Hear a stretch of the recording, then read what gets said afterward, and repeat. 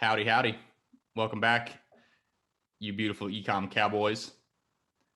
It's episode number 119. In this one, we're talking about key ways to improve your ecom business. So, as we mentioned in the last episode, last one was kind of talking about a lot of those key metrics, the KPIs and stuff like that. In this one, we're going to talk about those KPIs and specific kind of action steps for improving those, and with the ultimate goal of improving your business to the point that you're making more profit. That's kind of the number one thing that you're trying to do is you're always trying to make more money. So there's kind of two parts to this, I think.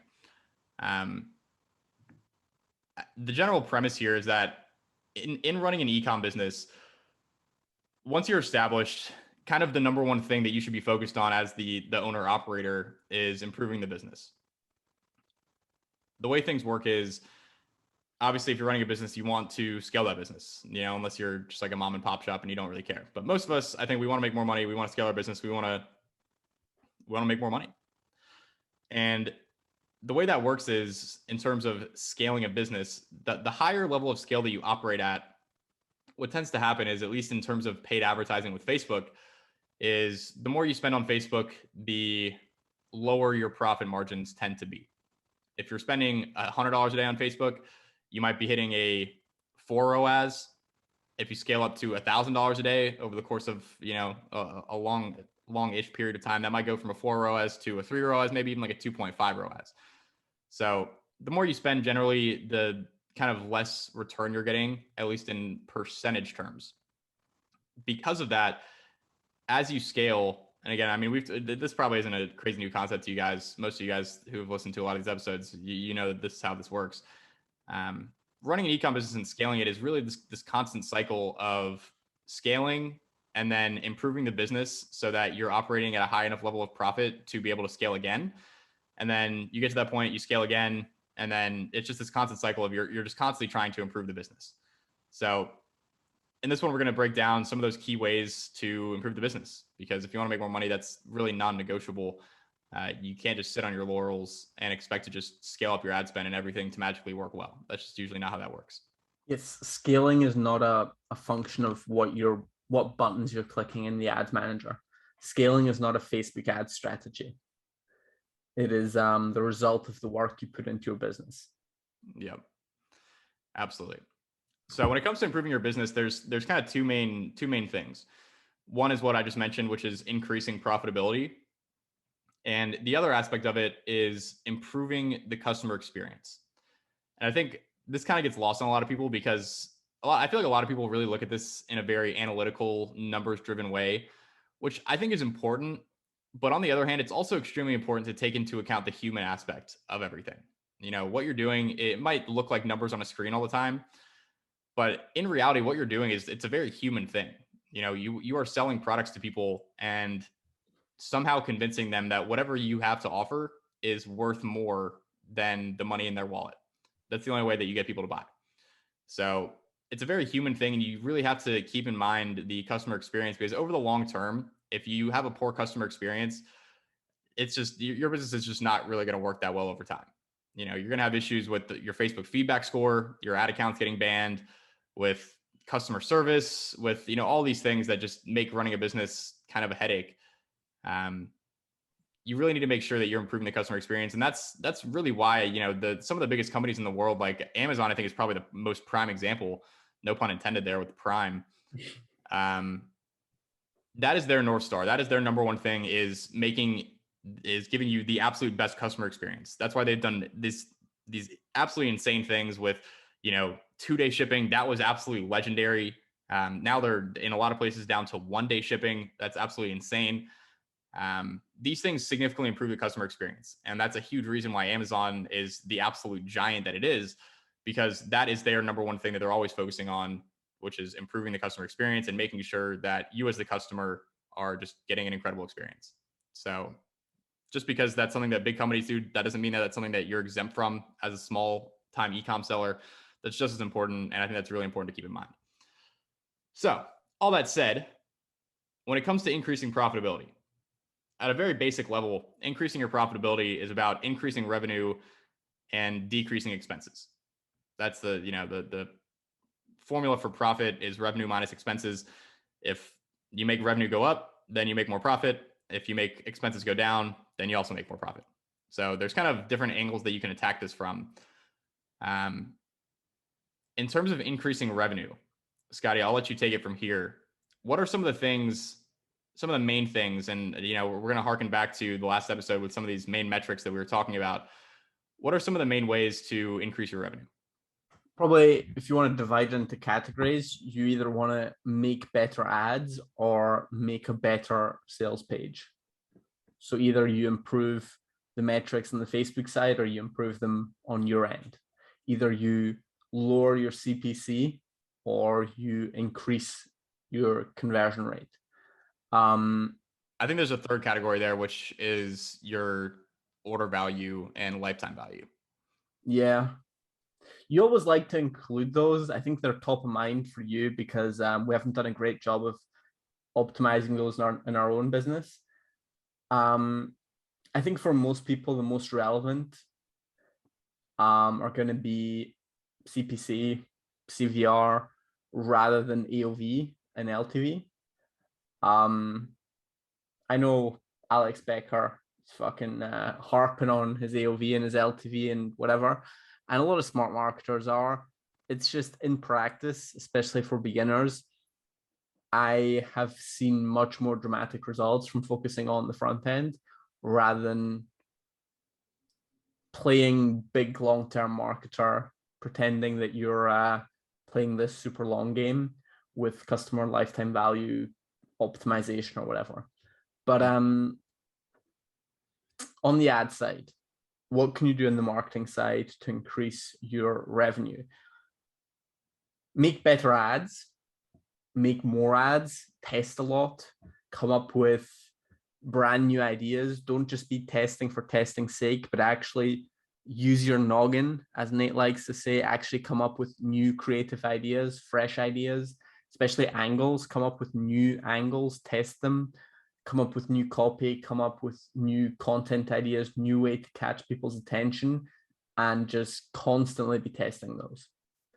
That is how you're going to keep your ad costs low and drive really good traffic to your sales page. Once on your sales page, you want to make the best possible offer. That is going to be massive. It's going to be massive for your conversion rate. Then you also want to make sure your page loads quickly. You want to make sure you have a clear benefit. Make sure you got good images on your site. Everything looks nice, clean, sharp.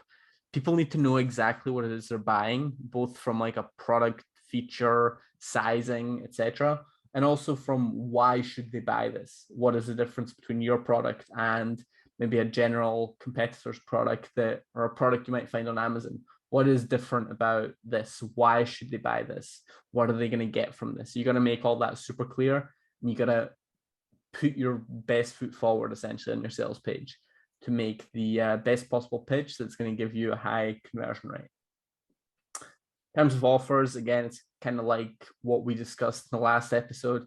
Schmitty, I don't know if people always listen to these in order, so I guess I'll go over it again quickly. When you're thinking about the offer to come up with, you got to come up with the offer that, or when you're comparing offers, rather, you brainstorm offers, write them all down, figure out what the margins for different prices would be, different offers. What's the margin for a buy one at X price? What's the margin for buy one, get one free at a different price, etc. And then you have to ask yourself, okay, this is the gross profit for all these offers. Some of these offers are more compelling than others. Some of these offers are higher priced than others. Which of these offers is going to give me the highest net profit? Where is the difference between gross profit and probable CPP the largest? To make this way more complicated than it needs to be. What's the best offer? What is the best offer that people are going to take because it's highly compelling and it's so compelling that your ads are going to be super profitable? While also maintaining a decent gross profit margin on the product. Yeah. It's a balance there for sure. That's a big one. I mean, when it comes to your conversion rate, like that's again, like we were talking about in the last episode, that's a huge lever. If you can improve your conversion rate even just by a little bit, that can be really, really impactful on your overall bottom line. I think the offer, like Scotty was saying, is probably one of the biggest things that you can do to increase your conversion rate. If you just make a better offer, like there's a lot of different things that you can do in terms of marketing on your product page, the way you set things up. But ultimately, the most impactful thing is what is the actual offer? What are you offering people to buy? Like you could have a really shitty product page that is just like not optimized at all, doesn't have any of the things that you're really supposed to have on a product page. But if it's a really great offer, if it's just like what I mean by that is it's just genuinely a great deal, that is going to probably outperform the super perfect, pretty product page that just doesn't have a great offer. And that's just kind of how that works. Like the offer is that impactful. Um, Besides that, like in terms of increasing your conversion rate, social proof can definitely be really big. Having a lot of reviews. I think that's a really big part of why our conversion rate is so good. It's the offer is really great, but then we also have thousands and thousands of positive reviews. And I think that goes a really long way when people are considering buying and they see all these people that are also satisfied. That definitely helps out. Um, Obviously, the copy on the product page is pretty important. The content in your product photos is important. If you have shitty content, getting new content can be really impactful in terms of your conversion rate. I mean, I think that those are kind of the main things when it comes to conversion rate. Do you have anything Definitely else the in main mind? thing. I think where people once again go wrong is when they look at their metric in isolation and they say, oh, I already have a 3.5% conversion rate. I'm fine. I need to lower my CPM or whatever. Mm-hmm. Like your conversion rate is never high enough. Like if you tell me you're at a 10% conversion rate, that's still not high enough. There's no number where it's like, oh, you're good. Don't worry about it anymore. Just focus on something else. Really, the question is looking at your landing page and thinking, what could I do differently? What could I do better? Doesn't matter what number is. You can be highly profitable at a 1% conversion rate and unprofitable at a 5% conversion rate. We have done both. Yep. Like literally, we have unprofitable days at 5% conversion rate. And we had a store where we were very, very profitable at a 1% conversion rate. Yep. And in both cases, we are working on increasing conversion rate, whether we're at 0.8 or whether we're at 5.4. We are working to improve conversion rate because just that's one of those things where the work never stops. There's always improvements that can still be made. Yep.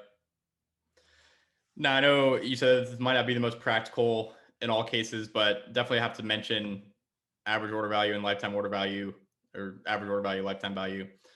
Um, Anything you can do to increase the amount of money that someone is spending on your store generally is going to be a good thing.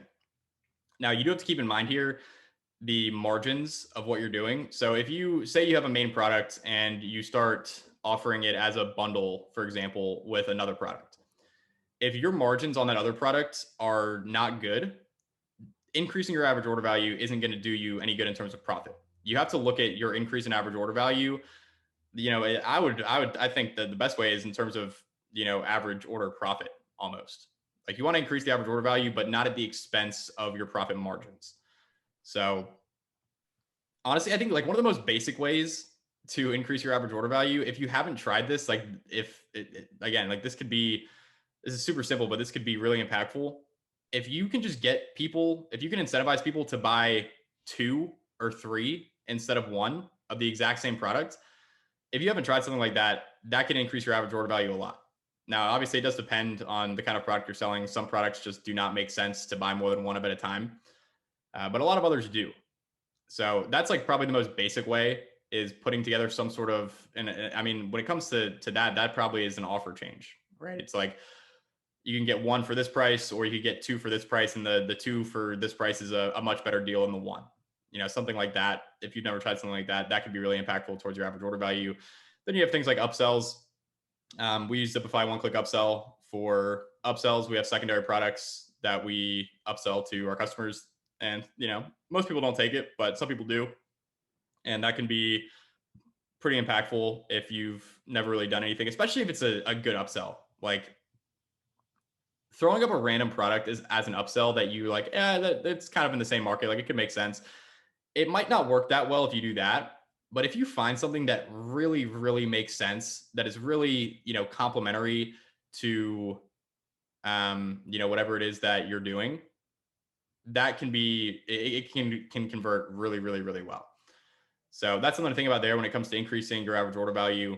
And then in terms of lifetime value, I think this is definitely more so for more established stores and brands. This is not really something to be concerned about when you're just getting started. But if you have an established store and you are not doing any sort of email marketing, you're missing out on a lot of revenue. Um, Email can be really, really big. I think email is like, it also, it depends on the brand. Some brands do a lot of revenue through email. Some brands barely do any revenue through email.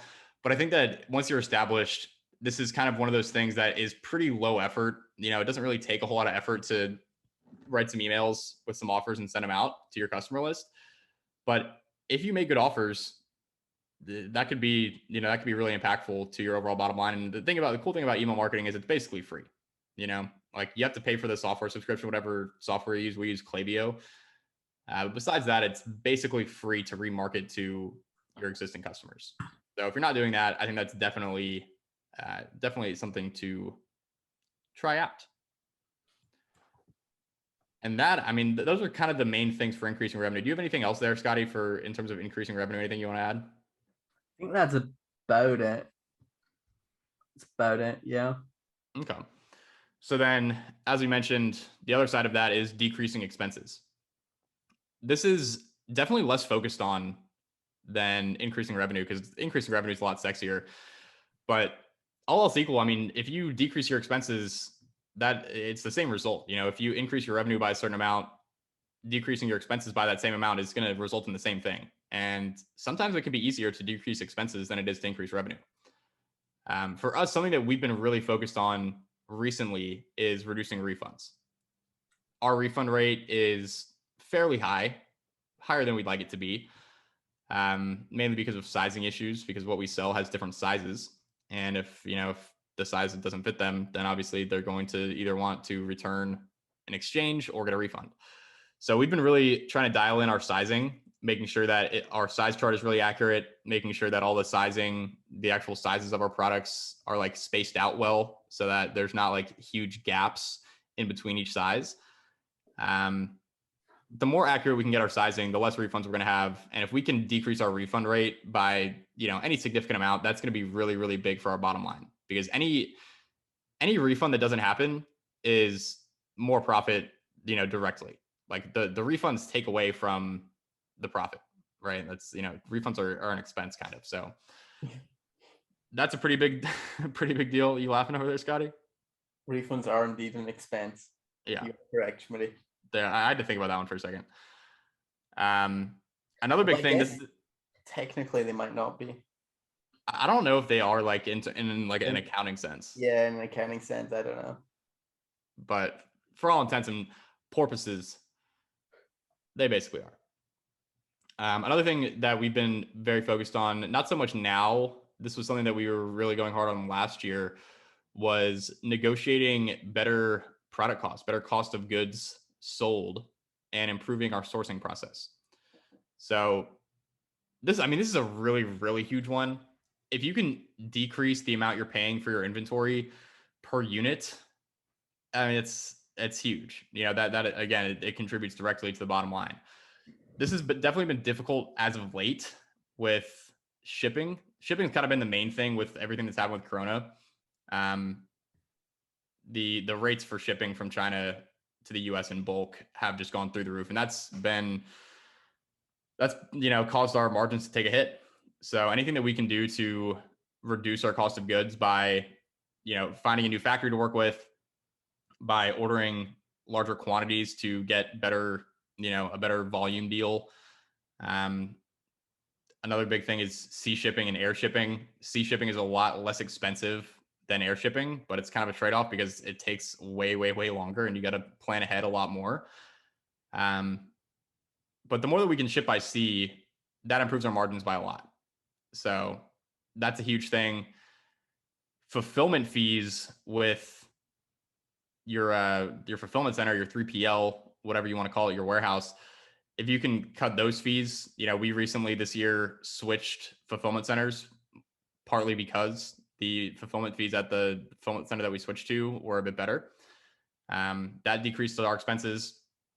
And then besides that, I think as a general rule of thumb, it's a good idea to every once in a while go through all of your expenses, whatever you put those, we put them on a credit card. Wherever you have expenses, go through them and see if there's anything that you can cut out. For example, I think a big one, especially if you've been running a store or brand for a while, is Shopify apps. If you downloaded a Shopify app like 6 months to a year ago and you just don't use it anymore, you're still getting charged for that. And for the most part, that's not going to be huge. It might be like, 10, 20 bucks a month, whatever it is. But again, you don't want to be paying for things that you're not using, right? That's just that's pointless. So I think that's a good practice. That's probably something that we should do more regularly, Scotty, is go through and see what our expenses are and see if there's anything that we can cut out. Yeah, 100%, 100%. All these things with cutting expenses, you're not going to make a huge improvement. I think for us, maybe reducing refunds or reducing cost of goods could be massive. But like ordering in larger bulk quantities, it's not going to make much, if any, difference to your cost of goods. That's kind of a misconception that, hey, if I just order more units, I'm going to save a ton. You might save 10%. You're not going to save massive amounts. I think where there really is big potential is, refunds if you have a lot, and sea shipping. Those are the places where some businesses, again, not all businesses, will have a lot of potential for improvement. And for us, I think those two are huge levers. You need to look at your business, look at your expenses, and think about things and ask yourself, where are those levers? Where can I dramatically reduce my expenses, if anywhere? Yeah. I think that's good advice. Especially, I would say like the expenses is not nearly as important when you're first starting out. That's definitely something that's becomes more important as you go, the higher level of scale that you get to, because you just have more expenses. The higher level of scale that you operate at, the more expenses you tend to have, and therefore the more potential you have to potentially decrease those expenses. I think when you're first starting out, the main thing you kind of want to focus on is increasing your revenue. So that's increasing revenue, decreasing the expenses. I got one more for the international people, as you so lovingly call them, Schmitty. The international people.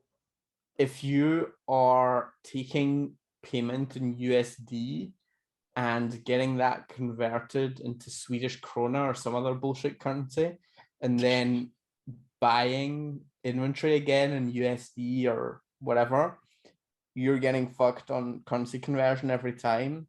If you can figure out a way to not get fucked on currency conversion, that's going to save you quite a lot of money.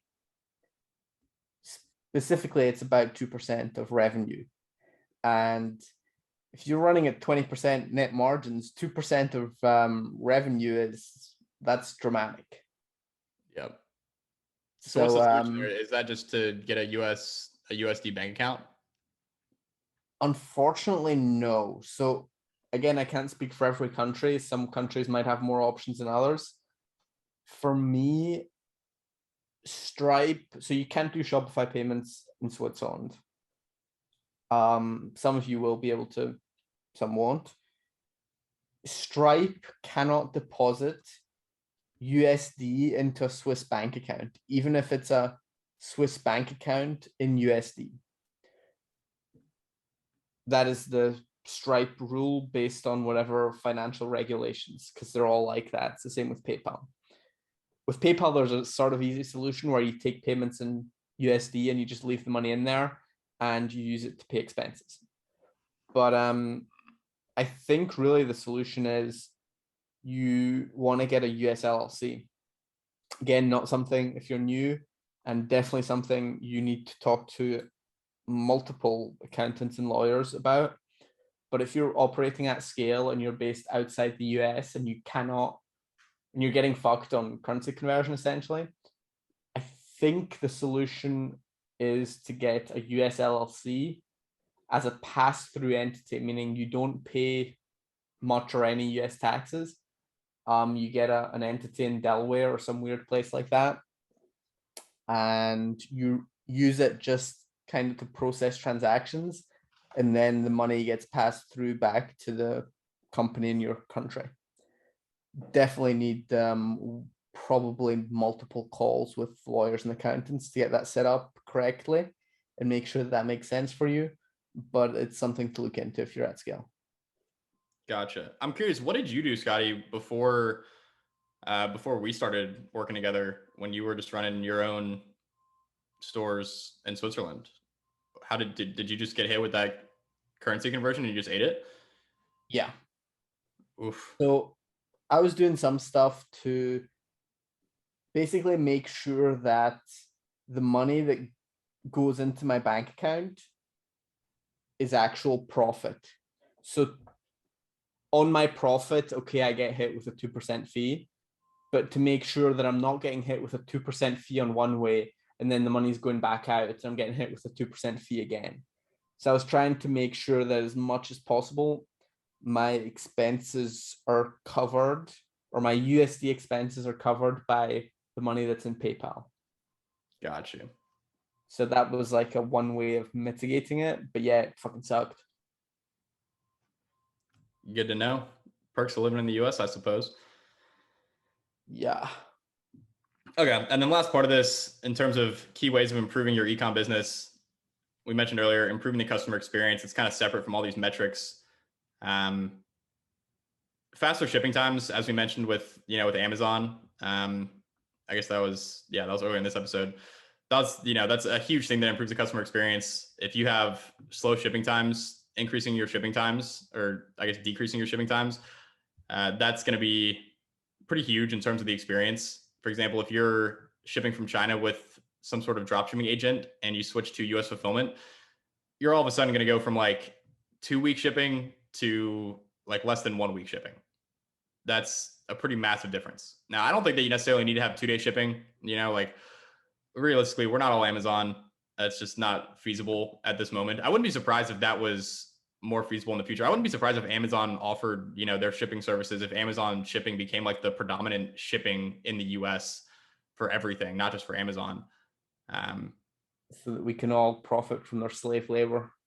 Yeah. Yeah. From everyone who's peeing in bottles and has like monitors tracking their movements, so making sure that they're doing everything they're supposed to be doing. Faster shipping times. If you have slow shipping times, increasing or decreasing your shipping times, that's going to be a really big one. If your packaging sucks, if you're just using super shitty like AliExpress Chinese packaging, improving your packaging is a really big one. It's funny how much the packaging really affects the overall experience. Like if you have the same product shipped in really shitty Chinese looking smelly packaging versus in a nice little box, like you're going to get way more refunds on the shitty packaging, just because when people see that, it pre-frames their experience with the product before they even look at the product. If the packaging is really bad, they're just going to assume that's a low quality product, and it doesn't. The actual quality of the product does not play into how they feel about it. With packaging, I really don't think you need to do anything crazy. You don't need to do the nicest like freaking Apple iPhone packaging. Like that's some crazy good packaging. You don't need to do that. Like I've made that mistake in the past by trying to do really, really over the top nice packaging, and it just was not worth it when it came down to how much it ended up costing. But just make sure that your packaging is decent. We have something super basic we ship our orders in a poly bag or like a mailer or whatever that has our logo on it. It looks nice. It's not anything super crazy, but it just makes it a little bit nicer. It's super cheap to have like these custom bags printed, and it's just kind of a no-brainer. Customer service is another huge one. I think this is something that people like, they know that they need to do it, but they don't really put a lot of stock into it. And at least for me, like when I was, for the first year or two that I was in business, I just didn't really realize how important this was. If you have really solid customer service where your VAs are getting back to people within 24 hours and they're just really good at responding and, making sure that people are happy, you're just going to have so few issues with, I mean, nowadays you kind of have to do this because of the Facebook feedback score. Like that didn't used to be as big of a thing, but now with the Facebook feedback score, you really don't have a choice. Like you have to have decent customer service. Um, just being super on top of that, I think is really important. That's can go a really long way. Even if you have issues in other places in your business, if they get the wrong order, it takes a long time, whatever it may be. If you have really good customer service, you can mitigate a lot of those issues. Because really, like the number one thing that customers are concerned about is just they just don't want to get scammed, right? So if you have good customer service and you're getting back to people quickly and they're not left wondering, did I get scammed? Even if you have other issues, it's that can really help out a lot with making sure that the overall experience is a lot better. Another thing that you can potentially do is implement some sort of follow-up email flow after they receive their order, just asking them like, hey, our system's showing that you received your order. Just wanted to check in to make sure that you got it. How is it? Did everything arrive okay? Et cetera, et cetera. Just checking in with people and just making it seem real authentic that you actually genuinely care about their experience because, generally speaking, you probably should.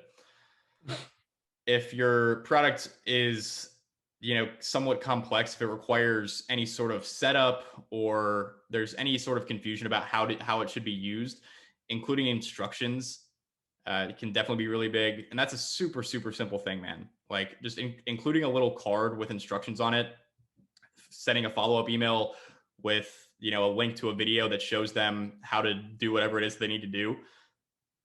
Anything that's going to help them enjoy the product better is something that's probably worthwhile. Because really, if you're trying to build a long-term business, your relationship with your customer shouldn't end when they click complete order or when their product comes. Your relationship with them should be beyond just them buying the product. You should want them to use the product. You should want them to actually get enjoyment from the product, because the more that happens, the more likely they are to tell their friends about it. The more likely they are to leave a positive review. The more likely they are to come back and buy again. And those things can all be really, really impactful over the long term. When it comes to running a business. Like it's great when you have a really solid like paid traffic strategy and your numbers are good and you're getting a lot of customers and making a lot of profit. But I think the kind of next step up from that is having a business that's so good that your customers are doing the marketing for you. Like they're telling their friends about it, they're recommending you to other people that they know. That is so impactful, because that's free marketing. And it's really, it can be difficult. I think this does require you to go a step further than what probably most people are willing to do, especially most like kind of shithead teenage dropshippers. Like they're not doing this stuff. So if you do this kind of thing, it's just a huge advantage. Like it's a huge leg up on literally everyone else. Yep. Wholeheartedly agree. And I think those are kind of the main things right there, guys. What else, Scotty? We got anything else to add here? I don't think we do. All right. Well, folks, that has been episode number 119, key ways to improve your ecom business, increasing revenue, decreasing expenses, and improving the customer experience. Those are kind of the main things you want to focus on. We talked about these key levers and specific action steps that you can do to improve these metrics, these levers, and improve your business overall.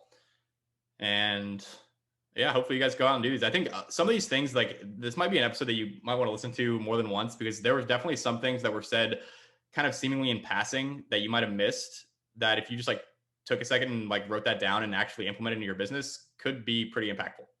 So keep that in mind. Do it that way you will. Ideally use it to make more money. That's kind of the whole point of this episode.